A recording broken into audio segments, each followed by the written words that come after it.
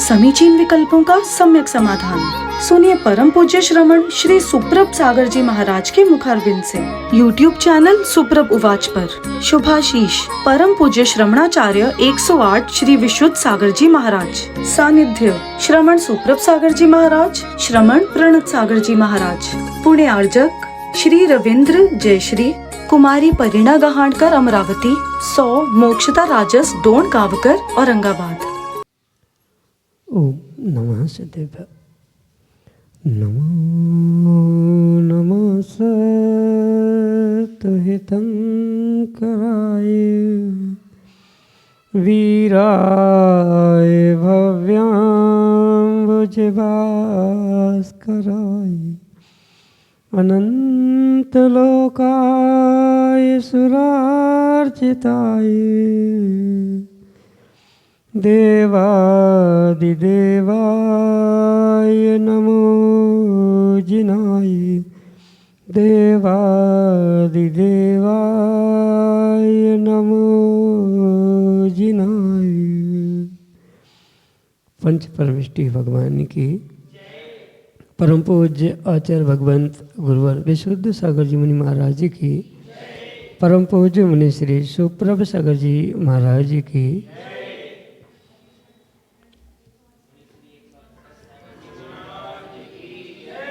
अनंत विकल्प, अनंत संसार और उस अनंत संसार में अनंत दुखों को प्राप्त करता जीव अनंत काल से भ्रमण कर रहा, लेकिन जो हमारे विकल्प हमारे लिए अनंत संसार का कारण बन रहे हैं, यदि हम पुरुषार्थ करें और अपने विकल्प को समीचीनता प्रदान करते हुए उसका सम्यक रूप से समाधान प्राप्त करें तो वही हमारे लिए अनंत सुख का भी साधन बन सकते हैं। परम पूज्य आचार्य भगवंत गुरु विशुद्ध सागर जी महाराज के मंगल सुभाषिष से परम पूज्य मुनि श्री सुप्रभ सागर जी महाराज ने आत्मकल्याण की वह अनूठी विधा समीचीन विकल्पों का सम्यक समाधान, जिसके माध्यम से हम भी अपने मन के विकल्प का सम्यक रूप से समाधान प्राप्त कर सकते हैं। तो आप भी अपना समीचीन विकल्प भेजें और परम पूज्य मुनिश्री से उसका आगम के परिप्रेक्ष्य में सम्यक समाधान प्राप्त करने का पुरुषार्थ करें। प्रारंभ करते हैं आज का सम्यक समाधान। और आज के पहले विकल्प के लिए आष्टा मध्य प्रदेश से डॉक्टर मगन जैन, श्रीमती चंदा जैन महाराज के चरणों में बारंबार नमोस्तु निवेदित करते हुए अपना समीचीन प्रश्न रख रहे हैं कि महाराज जी, वायु कायिक और वायु जीव का स्वरूप क्या है? वायु में नवीन जीव की उत्पत्ति किस प्रकार घटित की जा सकती है एवं वायु जीवों की विराधना किस प्रकार होती है? हमारे समीचीन विकल्प का सम्यक समाधान करने की अनुकंपा करें। नमोस्तु महाराज जी, नमोस्तु। ओम नमः सिद्धम। परम पूज्य आचार्य भगवान गुरुवर विशुद्ध सागर जी महाराज जी की, परम पूज्य मुनि श्री सुप्रभ सागर जी महाराज जी की। आगम के परिप्रेक्ष्य में एकेंद्रीय जीवों को 4 प्रकार से समझा जा सकता है। जैसे 5 स्थावरों की व्याख्या आगम में की है, उनमें से वायुकायिक, जलकायिक, अग्निकायिक आदि इन 5 स्थावरों को 4 प्रकार से, यानी वायुकायिक, वायुकाय, वायु जीव और सामान्य वायु, इन 4 भेदों से 4 प्रकारों से समझा जा सकता है। और ये मात्र वायुकायिक ही नहीं अपितु 5 प्रकार के स्थावरों में इनकी व्यवस्था भेद प्रभेद की अपेक्षा से समझनी होगी। और इनमें यही मुख्यता है कि वायु ही जिसका शरीर है, ऐसे उन जीवों को वायु कायिक शरीर के साथ होने के कारण से कहा जाता है। और उनमें जो साक्षात जीव द्रव्य है उसे वायु जीव के रूप में स्वीकार किया जाता है। चाहे वायु कायिक, वायु जीव या सामान्य वायु आदि भेद वायु में घटित करे या अन्य किसी स्थावर में घटित करे, इन्हें इन्हीं प्रकार से समझना होगा। वायु ही या वह एकेंद्रीय पर्याय ही चाहे जल कायिकपना हो, वायु कायिक, अग्नि कायिक अवस्था क्यों ना हो, वैसी ही मतलब वायु ही जिसका शरीर है, ऐसे उन जीवों को वायु कायिक कहा जाता है। और उनमें जो जीवत्व है, चेतनत्व है, उस चेतनत्व को, जीवत्व को यहाँ वायु जीव के रूप में स्वीकार किया जाता है। नवीन वायु जीवों की उत्पत्ति होना और अपनी आयु समाप्त होने पर वायु जीव समाप्त होना, ये आगम प्रमाण से परोक्ष रूप से ही जाना जा सकता है, प्रत्यक्ष रूप से, क्योंकि उसकी सूक्ष्मता होने के कारण से ये वायु जीवों में होने वाली उत्पत्ति, वायु जीवों में होने वाला नाश आदि आँखों से, चक्षु से या सामान्य ज्ञान से जानने योग्य नहीं हो सकता।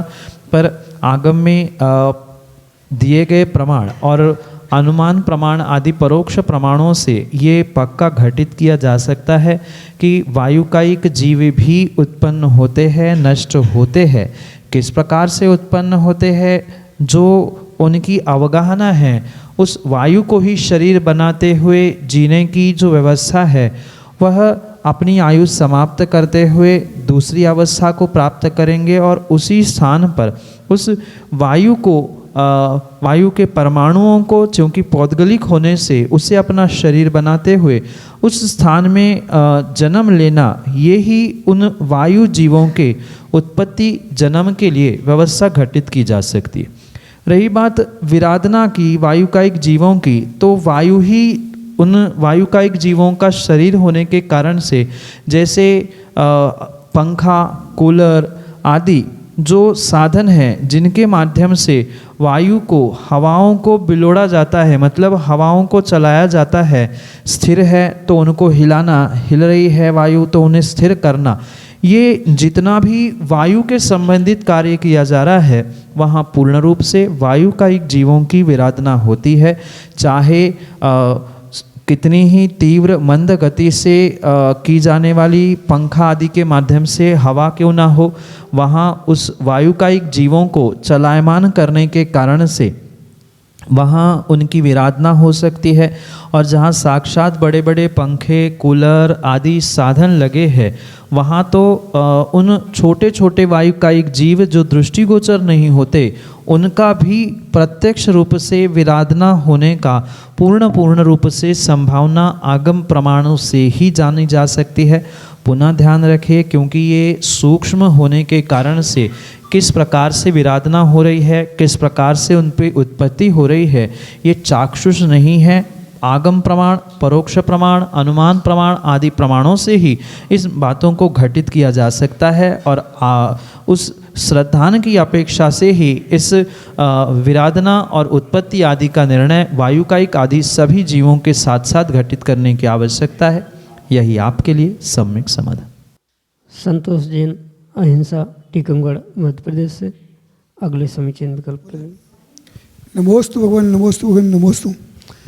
महाराज श्री हमारा ऐसा सोचना है कि जैसे अच्छा महाराज हमारे नगर टीकमगढ़ में आए हो और हम लोग पूजा करते रहते हैं और अगवानी हो रही हो, तो अगवानी में जाना चाहिए पहले कि पूजन करना चाहिए पहले?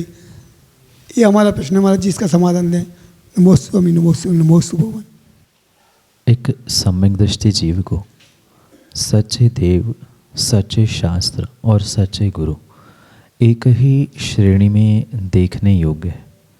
भले ही गुणों की विशेषता की अपेक्षा से परमात्माओं को या वीतरागी प्रभुओं को विशेष स्थान और पहला स्थान दिया जाता है, पर फिर भी देव, शास्त्र, गुरु ये त्रिवेणी ही सम्यक दर्शन के लिए परम आवश्यक है। इसलिए हर सम्यक दृष्टि श्रावक की यही सोच होनी चाहिए कि जब जहाँ जैसा मौका मिले वैसे उनकी प्रधानता से काम करने की आवश्यकता है। मंदिरों में पूजन पाठ अभिषेक ये तो प्रतिदिन श्रावक करता ही करता है, और कोई विषमता ना आ जाए तो शायद उसमें नागा भी नहीं होता, प्रतिदिन वो नियम पूर्वक भगवान का अभिषेक पूजन करता ही है।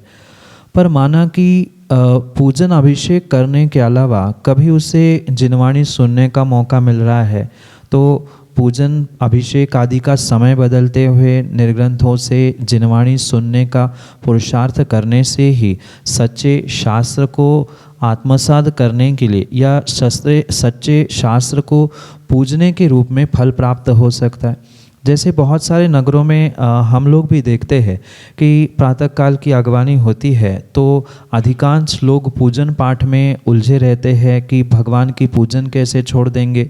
ये विवेकपूर्वक उन सभी श्रावकों को सोचने की आवश्यकता है कि परमात्मा तो मंदिर में रोज ही आपको मिल रहा है, पर परमात्मा की मूर्त धारण करने वाले अरिहंत और तीर्थंकर की उस अवस्था को प्राप्त करने वाले भविष्य के भावी सिद्ध जो कहे जाते हैं, ऐसे दिगंबर मुद्राधारी निर्ग्रंथ मुनिराजों का कुछ मिनटों का भी समागम प्राप्त हो रहा है तो सभी कार्य छोड़कर श्रावकों को सबसे पहले पिछी कमंडलधारी निर्ग्रंथ मुनिराजों के सानिध्य को प्राप्त करने का सौभाग्य प्राप्त करना चाहिए।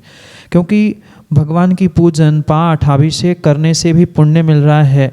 वे तो भगवान पाषाण के हैं और वे परमात्मा बन ही चुके हैं, पर जो बनने वाले परमात्मा हैं उनकी आगवानी, उनकी पूजन, उनकी उपासना, उनकी आराधना करने से वे विशेष फलदायी उन श्रावकों को हो सकता है। कुछ एक ज्ञानी जीवों का ये कहना, ये सोच बनता है कि आचार्यों ने तो सबसे पहले देव पूजा और फिर गुरु उपासना दूसरे आवश्यक के रूप में लिखी है। ये ध्यान रखना, देव पूजा जो पहले क्रम में लिखी है वहाँ कुछ ना कुछ क्रम बनाना आवश्यक है, गुरु प्रतिदिन नहीं होते, इसलिए गुरुओं को दूसरे स्थान पर रखा है। पर नगर में गुरु है तो सबसे पहले गुरु के दर्शन, गुरु की उपासना, गुरु की सेवा वैयावृत्ति करना ही एक सम्यक दृष्टि श्रावक का कर्तव्य हुआ करता है। पर इसका मतलब ये नहीं है कि हम भगवान को भूल जाए, पूजा करें ही ना। पर अगवानी तो गिने चुने दिन ही होती है, साल में 2, 4 या 8, 10 दिन ही कोई मुनिराज आते हैं जाते हैं। तो ऐसे समय में सबसे पहले उन निर्ग्रंथ मुनिराज धरती के देवता की अगवानी करने के लिए ही एक सम्यक दृष्टि श्रावक को तत्पर होने की आवश्यकता है। आचार्य ने इतना तक लिखा है, जो सम्यक दृष्टि श्रावक होता है वह अपने प्रत्येक कार्यों को छोड़कर सर्वप्रथम निर्ग्रंथ मुनिराजों की आगवानी में तत्पर रहता है। और माना कि कोई जीव निर्ग्रंथ मुनिराज को आते हुए चाहे पूजन का बहाना, माला का बहाना, सामायिक अभिषेक का, स्वाध्याय आदि किसी भी कारणों का बहाना देते हुए अपने स्थान को छोड़कर उनकी आगवानी करने के लिए नहीं पहुंचता, तो वहाँ आचार्य शिवकोटु स्वामी भगवती आराधना में कहते हैं, वह जीव नियम से मिथ्या दृष्टि है जो निर्ग्रंथ दिगंबर मुद्रा को देखकर 7 कदम चलकर भी उनकी आगवानी नहीं कर पाता, उनको हाथ जोड़कर विनय नहीं कर पाता, वह सच्चा सम्यक दृष्टि नहीं अपितु सच्चा मिथ्या दृष्टि है। ये शिवार्य महाराज के कथन को समझते हुए प्रत्येक साधर्मी व्यक्ति को दूसरे साधर्मी व्यक्ति को प्रेरणा देते हुए ऐसे निर्ग्रंथों की पिछी कमंडलधारियों की अगवानी करने के लिए सर्वप्रथम पहुंचने का पुरुषार्थ करना होगा। क्योंकि धरती के देवता हमेशा नहीं मिलते, पाषाण के और धातु के देवता जो वेदी पे मौन बैठे हैं वे तो हर मंदिरों में, हर क्षेत्रों में मिलते हैं। पर धरती के देवता की कीमत वही जानता है जिसके भीतर पंचम काल में भी श्रद्धा होती है। यही आपके लिए सम्यक समाधान। राजेंद्र जैन, मस्तापुर, अध्यक्ष वैद मंदिर टीकमगढ़, मध्य प्रदेश से अगले समीचीन विकल्प करें। महाराज जी के लिए नमोस्तु नमोस्तु नमोस्तु। माता जी के लिए बन्नामी बन्नामी बन्नामी। महाराज जी, जिनका नियम है देव दर्शन का और वो बाहर जाते हैं, कहीं ऐसी जगह भी जाना होता है जहाँ देव दर्शन नहीं होते हैं या मंदिर नहीं होते हैं, वहाँ पर श्रावक को क्या करना चाहिए?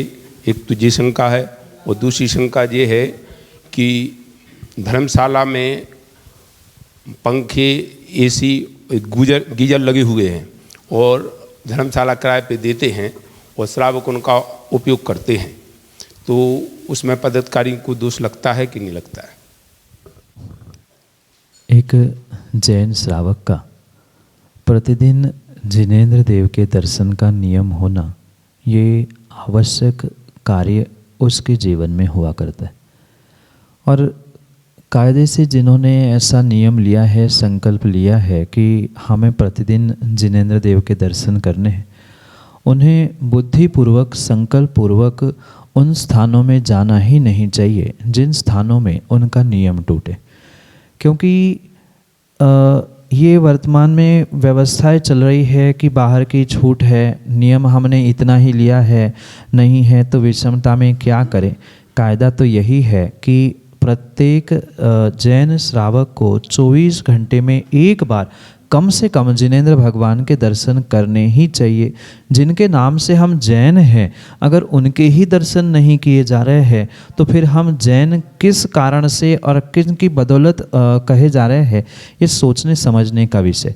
इसलिए मेरी राय तो यही है, ऐसे स्थानों में श्रावकों को जाना ही नहीं चाहिए जहाँ जिनेंद्र भगवान के दर्शन, वीतरागी प्रभु के दर्शन प्राप्त नहीं हो पा रहे। कभी कभार ऐसा भी होता है कि मन नहीं होने पर भी ऐसे स्थानों में जाना पड़ता है। जैसे धर्मात्मा ने नियम लिया पर कुछ पारिवारिक ऐसी समस्याएं फंस जाती है कि बेटे बहुएं कहीं दूर रहते हैं और वहाँ जाना ही पड़ता है। तो ऐसे स्थिति में भी ध्यान रखें कि आप देव दर्शन जिन जिन दिनों में नहीं कर पा रहे हैं, उन दिनों को, उतने दिनों को स्मरण रखते हुए उस दिन तो बुद्धिपूर्वक कुछ त्याग करके ही भोजन आदि ग्रहण करें। पर इतना मात्र करने से आपके नियमों की त्रुटियों को कमी नहीं किया जाएगा या पूर्ण नहीं किया जाएगा। वहाँ जितनी बार आपके देवदर्शन का नियम छूटा है, उतनी बार आप गुरु के समक्ष पहुंचकर उस नियम के लिए, टूटे नियम के लिए प्रायश्चित ग्रहण करते हुए अपने पापों का प्रक्षालन करने का अवश्य ही पुरुषार्थ करें। क्योंकि गृहस्थ है, किन्हीं विषमता के दिनों में ऐसी समस्याएं सामने आ सकती है, तो ऐसी समस्या का समाधान गुरु के पास पहुंचकर प्रायश्चित ग्रहण करने से ही हो सकता है। दूसरी बात जो दूसरे प्रश्न से आपके संबंधित है, वहाँ भी ध्यान रखें कि व्यवस्थापक जिस प्रकार से व्यवस्थाएं बनाता है, उन्हें उस प्रकार से ही व्यवस्था के निमित्त से अवश्य ही पुण्य पाप आदि का दोष कह दे या पुण्य पाप आदि का आश्रव उनके जीवन में घटित होता ही है। व्यवस्था भिन्न विषय है और व्यक्ति का अपना कर्म सिद्धांत भिन्न विषय। जैसे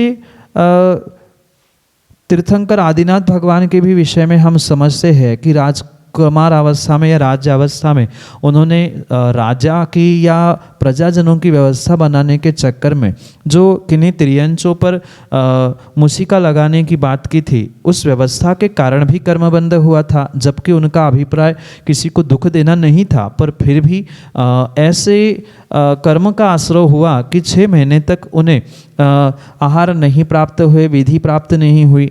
ऐसे ही मंदिर आदि, धर्मशाला आदि के व्यवस्थापकों को भी समझना होगा।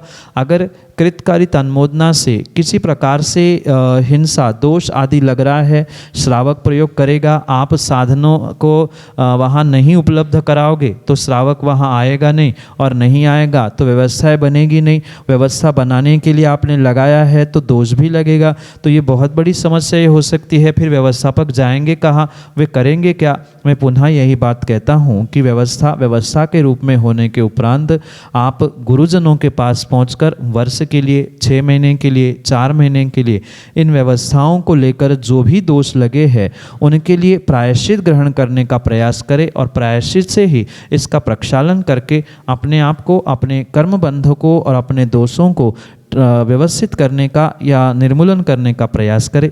यही आपके लिए सम्यक समाधान। रानी जैन, बानपुर, उत्तर प्रदेश से अगले समीचीन विकल्प के। नमोस्तु महाराष्ट्री, नमोस्तु नमोस्तु नमोस्तु नमोस्तु। महाराष्ट्री, मेरी जिज्ञासा है कि जो लोग ये 13पंथी 20पंथी बोलते हैं, ये है क्या, और इसकी सम्यक समाधान कीजिए। नमोस्तु महाराष्ट्री, नमोस्तु। जिनागम में किसी भी प्रकार के पंथ की व्याख्या हमारे आचार्यों ने, तीर्थंकर भगवंतों ने की ही नहीं। जो जिनेंद्र भगवान ने बताया वह मात्र एक वीतराग मार्ग ही पथ था, पर अहंकारी जीवों ने अपने अहंकार की बिंदी को उस पथ पर लगाते हुए अनेक पंथ बनाने की व्यवस्थाएं बनाई। चाहे 13 पंथ हो, 20 पंथ हो, वर्तमान में उठने वाला कांजी पंथ हो या जितने भी पंथ है, ये ध्यान रखे सभी पंथ अहंकार के कारण से ही बने हैं। किसी प्रकार से उसका आगम प्रमाण आपको प्राप्त हो ही नहीं सकता, क्योंकि ये पंथों की व्यवस्था अभी अभी कुछ 250-300 वर्ष पुरानी है। उसके पहले कोई भी पंथ चलता ही नहीं था। किन्हीं तथाकथित विद्वानों ने राजस्थान की उस भूमि से 13 नियमों का व्याख्यान किया कि हमारी अपेक्षा से पूजन पाठ करने के लिए यही 13 नियम लागू होने चाहिए, और तब से ये 13 पंथ की व्यवस्था प्रारंभ हुई। और उन्होंने 13 पंथ प्रारंभ किया, सो दूसरा कैसे शांत बैठ सकता है। उन्होंने कहा नहीं, ये 13 नहीं, हम 20 नियम बनाएंगे, और उन्होंने 20 पंथ की प्ररूपणा करते हुए 20 पंथ की व्यवस्था बनाई। क्योंकि आगम में ना 13 है, ना 20 है, ना मेरा है, ना कचड़ा है। ये जो कुछ भी अहंकारियों की व्यवस्था पंथों में बनी है, पंथों में बंटने के लिए और समाज को बांटने के लिए ही की जाती है। आजकल तो तथाकथित ज्ञानी साधुओं को भी इन पंथों के नाम से बांटते हैं। कहीं ना कहीं ये उनकी बहुत बड़ी मिथ्या भ्रांति है। साधु तो क्या, मैं तो कहता हूँ श्रावक भी जिसने आगम को पढ़ा है वह कभी पंथों में उलझता नहीं है। और साधु तो दिगंबर निर्ग्रंथ होते हैं, उन्हें पंथों से 3-13 से और 13-20 से भी कोई लेना देना नहीं होता। हमारे वीतरागी प्रभु, हमारे वीतरागी गुरु, वह वीतरागी प्रभु से प्राप्त जिनवाणी, ये ही श्रद्धा करने योग्य विषय है। किसी प्रकार से समाज जनों से मैं अपील करता हूँ, जो ऐसे 13 और 20 पंथ के जहर घोलने वाले तथाकथित जो कनखजुरे हैं, उनसे दूर रहते हुए सच्चे आगम को हम पढ़े। जो आगम में पूर्वाचार्यों ने लिखा है, उस आगम की व्यवस्था को समझते हुए उसके अनुसार ही पुरुषार्थ करने का प्रयास करने की आवश्यकता है। क्या श्रावक के किसी के कहने से कोई श्रावक, कोई मंदिर या कोई साधु 13-20 पंथ का हो सकता है? ये बहुत बड़ा प्रश्न मैं समाजजनों से ही पूछना चाहता हूँ, क्योंकि मुनिराज ना अभिषेक करते हैं, ना पूजन करते हैं, ना कोई श्रावकों की क्रिया करते हैं। ये जितने भी पंथ अहंकारों ने बनाए हैं, ये मात्र अपनी अपनी अहंकार की पुष्टि के लिए बनाए हैं, पूजन पाठ की अपेक्षा से बनाए। निर्ग्रंथ मुनिराज आरी का माँ ना पूजा करते हैं ना करवाते हैं। आप करो सो आपका विषय, नहीं करो आपका विषय। जहाँ की जैसी व्यवस्था है वह उनका विषय वो जाने, क्योंकि आगम में यही लिखा है। जो लिखा है उसको आप पढ़े, क्योंकि किसी प्रकार से आगम की बात या ग्रंथों की बात मैं कहूँ तो कहीं ना कहीं उस पर भी कटाक्ष करने वाले आज के तथाकथित सो कॉल्ड विद्वान हैं। तो ये ध्यान रखें, आप आगम ग्रंथों को पढ़े, और आगम ग्रंथों में किसी भी प्रकार से किसी भी पंथ की पुष्टि आपको प्राप्त हो ही नहीं सकती। जब श्रावक ही इन पंथों में नहीं बटा, तो फिर साधुओं को पंथों में बांटकर संघवाद फैलाना, पंथवाद फैलाना, ये जहर घोलने वाले व्यक्ति कहीं ना कहीं अपने जीवन में और अपने घर परिवार में ही पंथ संतवाद के नाम से जहर घोलते हुए अपना स्वयं का जीवन और स्वयं का सम्यक बर्बाद कर रहे हैं। यही आपके लिए सम्यक समाधान। श्रीमती श्वेता पड़ेले, सागर, मध्य प्रदेश से अगले समीचीन विकल्प के लिए हमारे सामने। गुरुदेव नमोस्तु नमोस्तु नमोस्तु। माता जी को बंदामी बंदामी बंदामी। हे गुरुदेव, लाडू बनाने की मर्यादा कितने घंटे की होनी चाहिए और इसे 2 दिन पहले बनाना उचित है क्या? नमोस्तु महाराज जी। माँ, निर्वाण लाडू अनेक प्रकार से बनता है। क्षेत्रीय स्थानीय परंपरा की अपेक्षा से अनेक स्थानों में अनेक प्रकार से निर्वाण लाडू बनाया जाता है और तद अनुरूप उसका समर्पण भी किया जाता है। पर आगम में जो बूरे का, शक्कर का लाडू निर्वाण लाडू के रूप में स्वीकार किया गया है, उसकी मर्यादा बिल्कुल शक्कर की यानी बूरे की जो मर्यादा होती है, उस बूरे की मर्यादा के अनुसार ही स्वीकार करने की आवश्यकता है। जैसे मुनिराजों के लिए, आरिका माओं के लिए या त्यागी व्रतियों के लिए शक्कर से बुरा बनाया जाता है, कुएं के पानी से उसे उबालकर जो बूरा बनाते हुए उस बूरे की जितनी मर्यादा है उतनी ही लाड़ू की मर्यादा हो सकती है। कई बार ऐसा होता है पावापुरी पहुंचना है, समेत शिखर पहुंचना है, तो वहाँ लाड़ू बनाने की व्यवस्था पानी कुएं का मिले ना मिले, इसलिए कई सारे श्रावक घर से ही बना कर ले जाते हैं। पर ये ध्यान रखना कि वहाँ पानी की भी मर्यादा, जैसे चौके आदि में बूरा बनाते समय मर्यादा का ध्यान रखा जाता है, बिल्कुल ऐसा ही मर्यादा का ध्यान रखते हुए लाड़ू अगर बनाया जा रहा है तो जितनी उस बूरे की मर्यादा आगम में लिखी है उतनी ही उस लाड़ू की भी मर्यादा हुआ करती है। यही आपके लिए सम्यक समझ। समीचीन विकल्पों का सम्यक समाधान सुनिए परम पूज्य श्रमण श्री सुप्रभ सागर जी महाराज के मुखारविंद से।